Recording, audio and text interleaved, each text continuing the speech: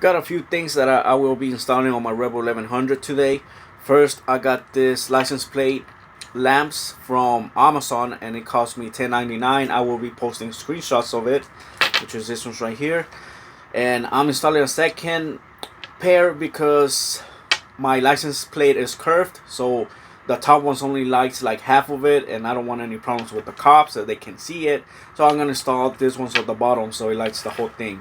Second, this one's right here is cable sleeve, so pretty much these cables will go inside and make it look pretty, right? And here's the ones that I got, 10 feet, and I bought this on eBay for $9.75 free shipping. And lastly, I will be installing this. It comes with screws, but you won't need them.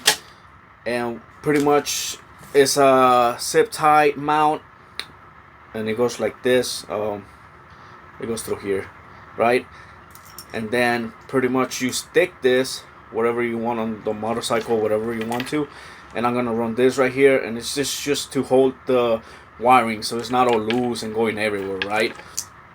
So this is what I'm gonna be doing today. In case you're interested, then follow me, and I will be making a how-to.